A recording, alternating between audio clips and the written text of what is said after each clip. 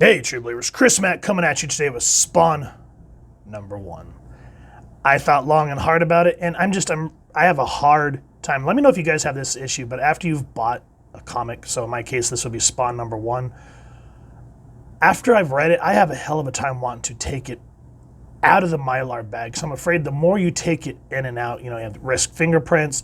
You have to worry about putting it back in, wonder if the tape's going to catch the cover, or if when you're sliding it in, how sometimes either the Mylar bag or the board will grab the edges of the pages and bend them. So I'm very, very much a stickler about taking, especially #1s from the old days and older books. I'm very anal retentive about it. So I got lucky. I didn't have to take my Spawn #1 out of the Mylar bag, out of my long box. As I was talking about in the Detective Comics review that we did, if you guys have an Android device, which is what this is, go to Playbooks. There should be a button or search comic books, and they'll ask you what price range that you want to search. So I just said 0. And it came up with a lot of #1s. That they had a free download of Detective Comics 27, Saga #1. So at the time of this recording, if you guys are watching it, if you're on your Android device, go get it so you don't have to worry about opening all your old comics. You can just have a safe library on your phone and don't have to worry about messing up your old books. So with that said, that's how we're going to review Spawn #1 from May of 1992. And God, this makes me feel old because I remember when this came out. I didn't watch a lot of news because I was a kid, but I did read Wizard Magazine, and I just remember how Spawn, the Youngbloods, Wildcats, Gen 13, Pit, all that at the time was just blowing up because it was new, it was sleek, it was sexy, it was edgy. And I was watching the documentary on, I think it was Tubi, and it was called the Image Revolution, and it talks about how the original seven, I think it's 7, created Image Comics, which I always get them messed up, so feel free to make fun of me down in the comments, but it was Jim Valentino, Jim Lee, Willis Patachio, Eric Larson, Todd McFarlane, Mark Silvestri, and then, of course, Rob Liefeld. And so those were the 7 that left Image. And they'd all, at one majority of the time, worked on X-Men books or Spider-Man books, but mostly X-Men books. That's why when they left, the headlines at the time called it the X-Odus, like X-Men. And yeah, I just remember how everything was just crazy for Spawn. And I still love it to this day. But anyway, talking about the documentary, I was seeing how there was just like mile-long lines like around Midtown Comics saying that this is new, it's going to blow up, I'm going to retire on it. And then, of course, later on, Image had a dip like all the comic industry did. But because Todd listens, and if you remember, if you go through YouTube or TikTok, you'll see some of these videos where Stan Lee is working with Jim Lee and Liefeld and McFarlane. And McFarlane has always had a great rapport with Stan Lee, even up to his death, which I always respected. And that's why a lot of us fans say, they're saying, well, who's going to replace Stan Lee? And a lot of people have said, Todd McFarlane, that would be awesome. But trying to get McFarlane to go back to Marvel, yeah, we don't see that happening. But it would just be kind of neat. And even if not him, maybe Rob Liefeld, that'd be kind of neat too. Let me know what y'all think. So, Spawn #1, questions. Story, pencils and ink, Todd McFarlane. Letters, Tom Warzganowski. Colors, Steve Oliff. Editor, Wanda Kolomijic. Yeah, I don't know. Let me know if I got that right. Special thanks to Lance Goick. And then I love how Todd here says dedicated to Jack Kirby. That's awesome. And that's why I also appreciated on the cover of New Mutants 86 that we went over, how when Liefeld and McFarlane did the cover for that, they said, they put their names and they said after Ditko because they homaged, I think it was Amazing Spider-Man #2 or whatever, kind of alluding to the Vulture's first appearance. So I love that even though these guys started their own thing, they always made sure to give respect to what came before. Now, with that said, I like how the book, think about this, let's travel back to 1992. Try to forget what we know about comics now, and just think about how ominous this is. I don't belong. Not here, not now. The bet was rigged. He made me believe. Now there's darkness in my soul. I want to die again. Whew. And again, look at the artwork. You can very much see that Kirby-esque, like, leaving the dialogue alone and leaving the planets and the stars. You'd be waiting for something like Galactus or the Silver Surfer to come into frame. But instead we come into New York. And we still don't see Spawn up close. I chose to come back. The lighting that against the silhouette. We see a cape. We see eyes. And he says, I wanted to come back. And he says, why? Just a great way to just add this whole mystery level to this character. And then the next page, I've always loved how Todd McFarlane, when he does his broadcast, even up to this day in the more modern comics that I've read, like King Spawn and I think Gunslinger Spawn, maybe. Anyway, if you look at the way that these panels are done, this is very reminiscent to Frank Miller's The Dark Knight Returns. Remember how whenever they talk about the Dark Knight returning or whatever, they'd always have those little video boxes? I just love that McFarlane kind of gives that homage. And then at the same time, we're seeing 1987. So we're kind of getting a timeline. And this is talking about how the death of Al Simmons, decorated war hero, la la la la la, and each broadcaster having their own flavor, where the 7's more like your E channel. This would be more like, how do I say this without, I'm just going to say it and don't think I'm trying to get mad at, like I'm trying to start anything, guys, but this guy's more kind of like your InfoWars type guy.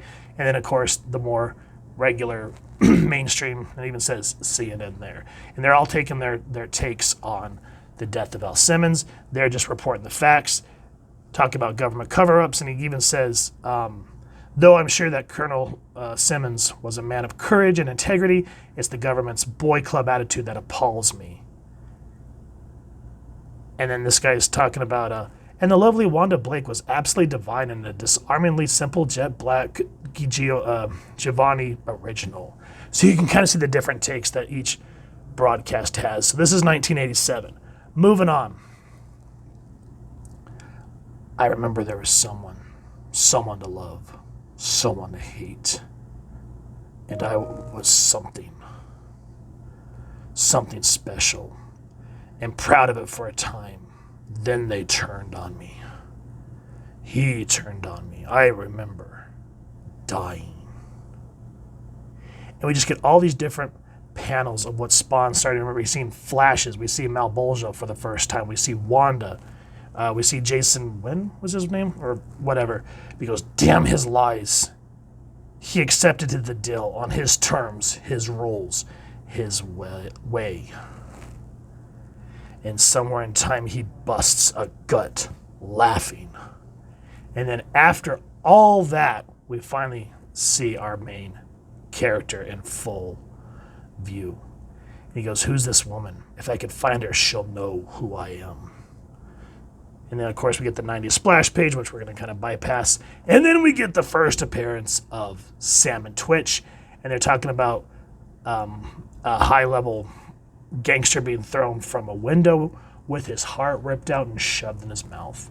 That's not really something that you would have seen at this time in history, like in Batman, Marvel, Spider-Man. Yeah, they were kind of edgy when Liefeld and McFarlane came in, but they were still kind of bound by comics for everyone, as where Image was a little more dark. And that's why everyone loved him. Like, if you think about it, around this time, 1992, there was I think it was on TikTok, they were talking, there was I think it was CNN broadcast about the death of Superman, and they were interviewing kids in a comic shop, and they were all talking about how they favor Spawn, how Superman's kind of hokey and lame.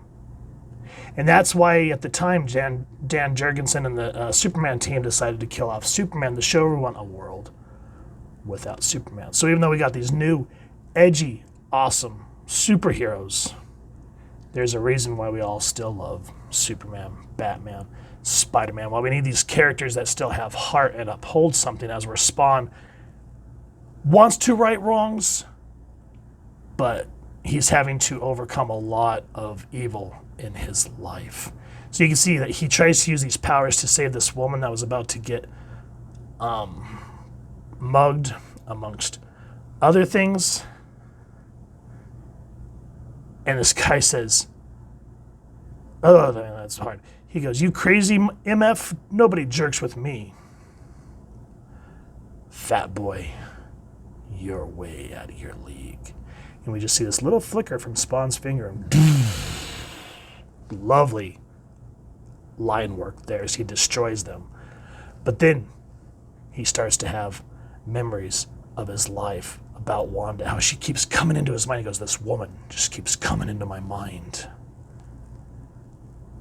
Then you feel her presence, warm, caring, soothing, but somewhere deep down inside, she feels empty now. She has no reason, no meaning, no soul. And he's just breaking down, and the woman that he saved is now saving him. And she goes, hey, come on, it's okay. You all right?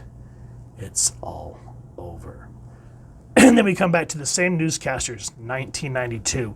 So at 87, they were talking about the death of Simmons. Now we come to 92, and they're talking about this character on the scene taking out mobsters. And of course, they still have their same kind of personas 5 years later. And then the E guy, I've never understood how those who've managed to stay together all these years, someone must be torturing me.